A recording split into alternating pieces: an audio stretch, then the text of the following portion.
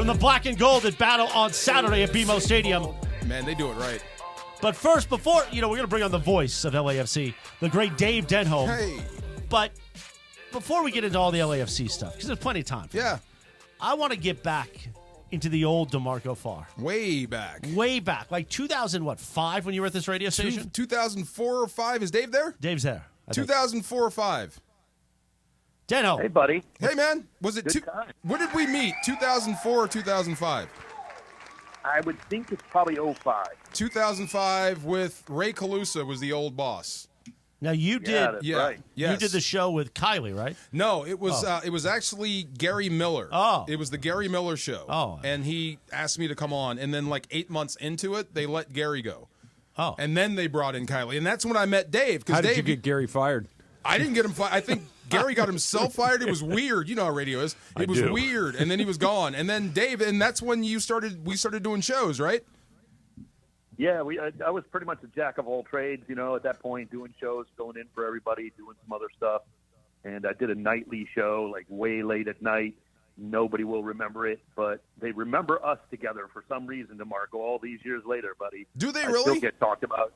People, yeah, absolutely, man. We had a good time. See, absolutely no idea if people liked it, but I know I liked doing the show with you. We had a blast in there. Absolutely. I am a little disgusted to be on your show today, if I'm being honest. Why? Okay? Why are you disgusted? Two things. First and foremost, I never like to come on the air and have to apologize. I have to apologize to everybody in Los Angeles. I'm embarrassed.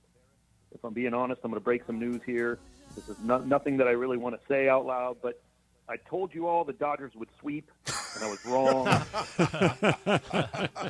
I told you they were far better than the Yankees, and I was wrong by a game. So nothing of sports. I never have. I don't know why they let me on a sports talk station. Clearly, I'm an idiot when it comes to sports, so I apologize for that. Apology accepted, You're absolved. Dave. Apology Yes. accepted. that's okay, Dave. We're not a sports station anymore. I don't know if I can even be on today, though, because of your disgusting and awful take on a movie that is the most appropriately named movie of all time. No. Is a national treasure. Heck yeah, Dave. You're on board with her fascination with a bad Nicolas Cage vehicle. No, I'm not on board with a bad Nicholas. It is tremendous. And I got to be honest, I'm not even 100% on board with Emily because she backed down and said it wasn't a good movie. I heard that. Don't you dare disparage a movie that is perfectly named, right up there with the movie Crash because it was so bad. It's a national treasure. This movie is a national treasure. Truly, I was a history minor, Emily, so I could shut out for this movie. Yeah, and I'm joking with you, of course, because I love that you're defending it. It is a good movie. It is a good movie. I don't care what anyone tells me. You can pop that thing in. You can turn it on whenever it's on, and it's entertaining. Isn't that the whole point? I don't think right? anybody disputes that. She said it was the movie that defines who she is, and it's just national treasure. And then you get me. But once you explained it, it makes perfect sense. Alone in a theater at 8 years old, fast forward 20 some odd years later, alone in a theater watching every movie that's ever been made. Makes perfect sense. Yeah. Yes. Because I didn't want to see Polar Express. The voice Let's of not go that far, Emily. Go get some fresh air, okay? There you go. Well, the voice of LAFC, Dave Denholm. Before we get to Saturday night at BMO, which is going to be an amazing time, I'm excited to be in the house Saturday night. Dave, Travis has challenges working with D'Marco. I have challenges kind of overseeing the show because D'Marco has this, unlike Keyshawn. Keyshawn was very coachable. Keyshawn wanted to be coached. He would call me coach, and I was his producer, Mirage and I, back in the day. Did you face the same challenges where D'Marco, he kind of thinks he's a know-it-all, even though he hasn't done much radio?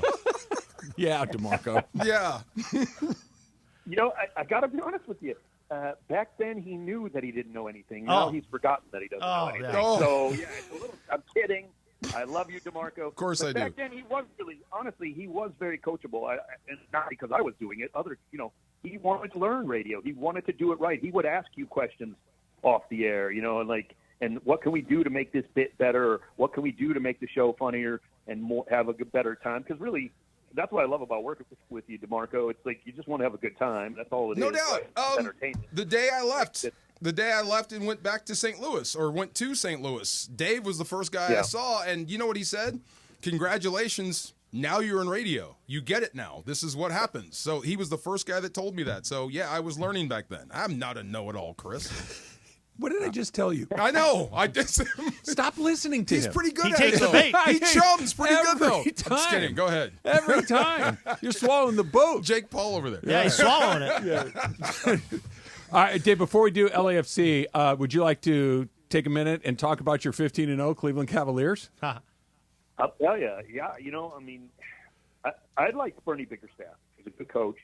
Not the spirit. It was time to move on, though, and clearly a coach matters because the Cavs did nothing in the offseason.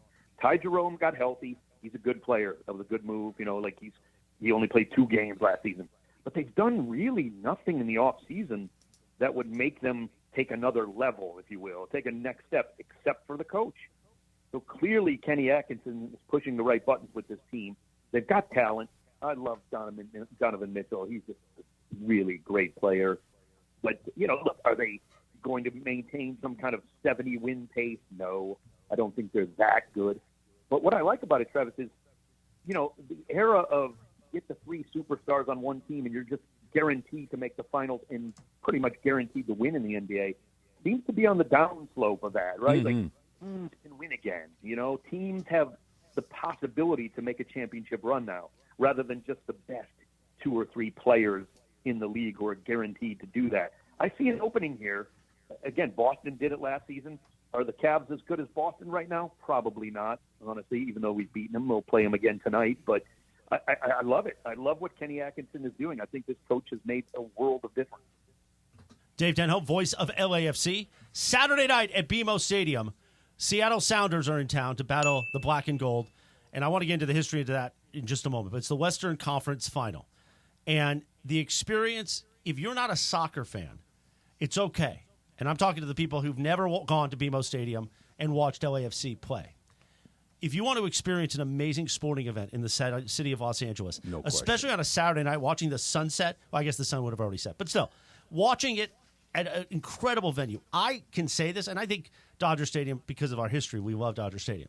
Rose Bowl. But BMO Stadium, to me, is the most incredible venue in Los Angeles to watch something. It's intimate.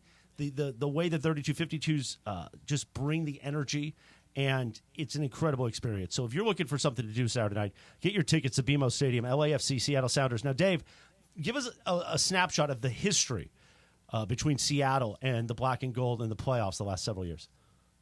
Yeah, it's been a good, interesting run. Seattle kind of bit us a few times earlier in the history of LAFC. Of course, we've been around since only 2018, but we've had a lot of success. Except early on, it seemed like the Sounders were always stumbling blocks. They put a couple of good defeats on us at key times in the postseason, and it was annoying, frankly. Well, boy, we've had their number lately. Winning in the Western Conference semi last year over them. We're meeting them again in the Western Conference semi this season. We had to go to Seattle to do that last season. That was a big, big win.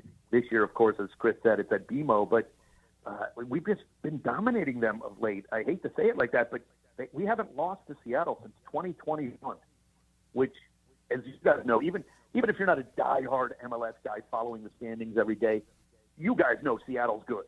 And yet to have not lost to them in almost 3 years is really kind of amazing. We've had their number. It's a good matchup. It's a good matchup on paper. It's a good matchup on the pitch.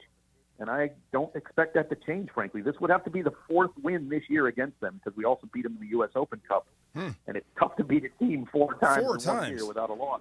Jeez. Yeah, so that's going to be tough. And they are a good team. They're playing well, but I just like the matchup for LAFC.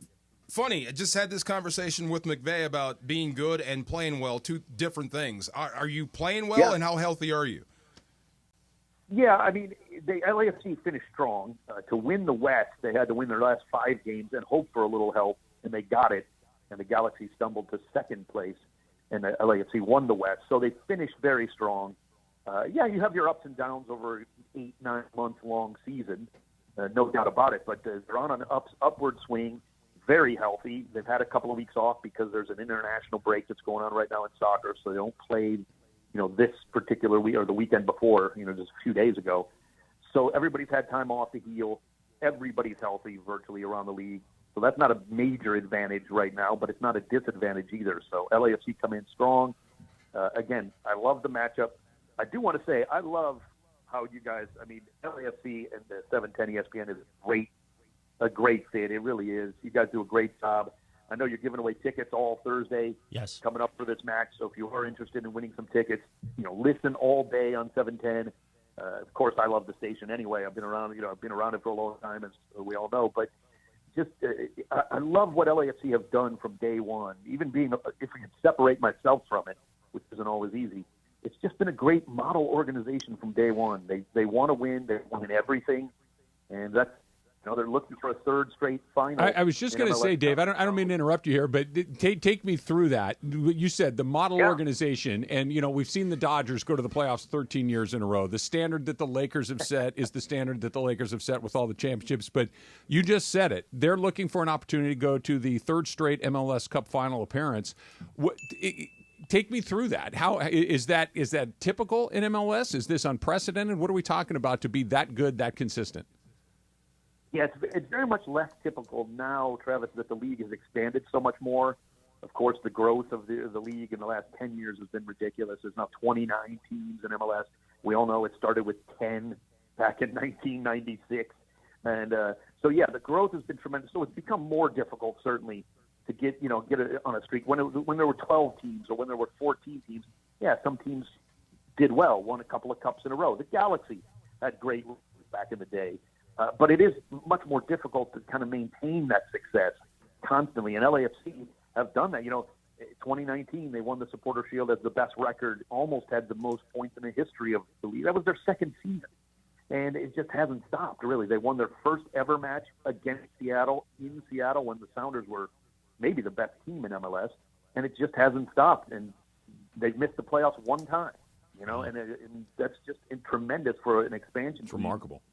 Is now grown out of that, but it's just a winning organization. The people are great. It's fun to be around. It's fun to work for, and I think the players appreciate that too. It's just a good group of guys, and they get the job done.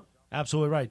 The voice of LAFC, Dave Denholm, one of the best play-by-play men you will ever hear doing a sporting event. Hear the game Saturday night. Coverage starts at 7 p.m. right here in crystal clear.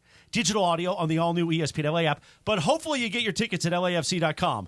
And maybe I'll see you in the crowd at BMO Stadium. Saturday night is going to be awesome. It's going to be awesome. Thank you, Dan. Thanks, Dave. If you haven't seen National Dave, Treasure, stop. do yourself a favor and watch Dave, the movie. stop, Dave. I like that he's an even bigger stan than Emily. I like it.